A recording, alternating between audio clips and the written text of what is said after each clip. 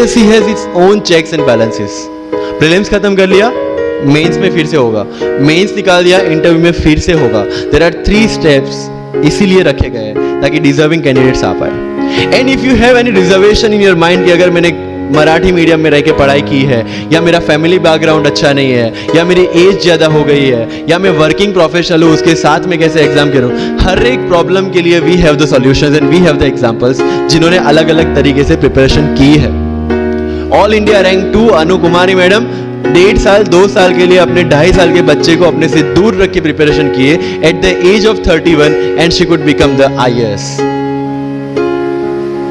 या you can take the example of Umul Khair कि जिसको 8वीं क्लास में घर से निकाल दिया ये बोल के कि हमारे घर में बच्चियां 8वीं से ज्यादा नहीं पढ़ती, और उसी झोपड़पट्टी में रह के उसने पढ़ाई की, बच्चों को ट्यूशंस दिया, 3 दिन 4 साल पुरानी रोटियां खाई, और उसके बाद भी जवाहरलाल नेहरू यूनिवर्सिटी में से PhD करके फर्स्ट अटेम्प्ट में यूपीएससी में ऑल इंडिया रैंक 400 समथिंग लेके आज शी इज डूइंग IRTS की training. And with the genetical disorder की उसके जो बोन डेंसिटी वो काफी कम है, तो आज तक 16 से 17 तो उनके ऑपरेशंस हो चुके हैं। Do we have any kind of limitations like this? कोई जेनेटिक डिसऑर्डर या घर से निकाल दिया गया हो या खुद मजदूरी करके पढ़ना है? No. Then what are the problems? All problems are here.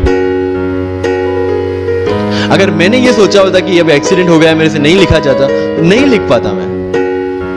मुझे किसी ने पूछ लिया कि सफीन हसन के अचीवमेंट्स इतने हैं, इतना सब कुछ मतलब पा लिया है, what is a failure in your life? And I said there is no failure in my life, there are certain experiences in my life.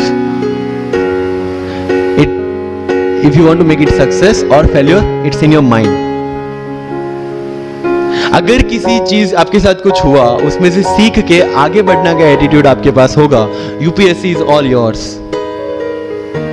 सो वही चीज जो कहावत है, deserve before you desire. If you want to be in civil service you have to deserve for that. If you want कि आपके घर में Fortuner हो तो पहले फॉर्च्यूनर रखने की जगह होनी चाहिए, in simple words, right? So if you want to be in civil services you have to develop that mindset.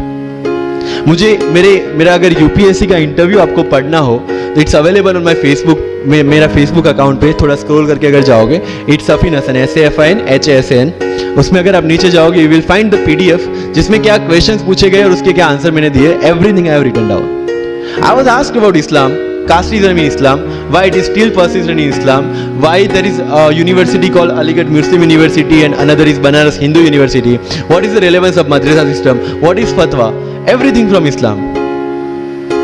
Not because they want to do some bias with me or something like that.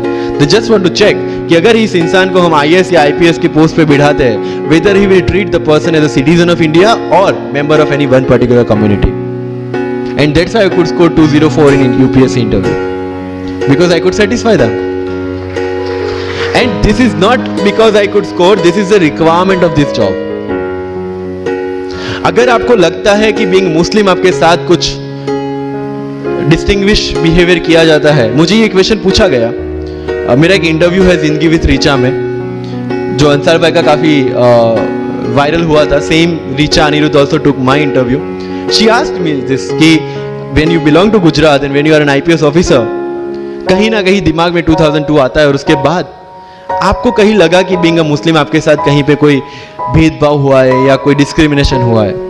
And I simply said no, I never felt like that, because मेरे दिमाग में कहीं पे differentiation या discrimination नहीं है।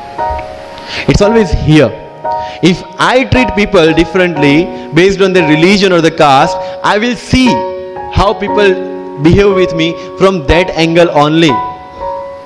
But if I am treating everyone equally, if I have no bias in my mind, I will not see biasness or this kind of discrimination anywhere.